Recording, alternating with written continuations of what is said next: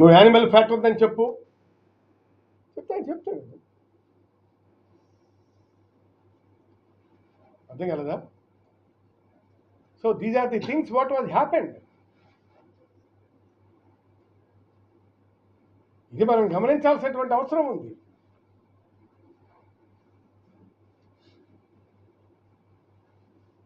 మీరు ఆరోపిస్తున్నట్టుగా లడ్డూలో ఇతర పదార్థాలు కలిస్తే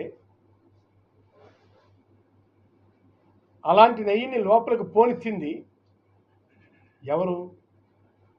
మీరే అవుతారు కదా. మీరు ఆరోపిస్తున్నట్లుగా లడ్డూలో ఇతర పదార్థాలు కానీ వాడితే మీరు ఆరోపిస్తున్నటువంటిది ఎవరి మీద ఆరోపిస్తారు? మీ మీద ఆరోపిస్తారు. మరి మాపై ఆరోపణలు ఎందుకు చేస్తున్నారు మీరు? చెప్పండి.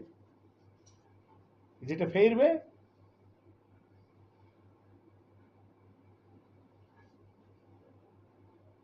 తమ పరీక్షలో ఖచ్చితత్వం లేదని, లోపించే అవకాశాలు లేకపోలేదని ఎస్డిబిబి తన రిపోర్ట్లో స్పష్టంగా చెప్పింది.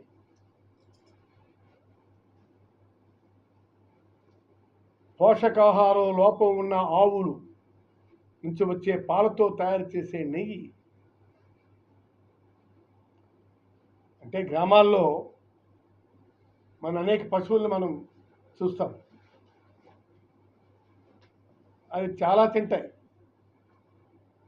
ఆ తినొచ్చి పాలిస్తాయి. ఆ విధంగా ఆవుల నుంచి వచ్చే పాలతో తయారు చేసే నెయ్యి వల్ల, అలాగే ఆవాలు, అవిసెలు, పామాయిల్ లాంటి వెజిటబుల్ ఆయిల్స్, వ్యర్థాల ఆహారంగా ఇచ్చే ఆవుల నుంచి వచ్చే పాలతో తయారు చేసినటువంటి నెయ్యి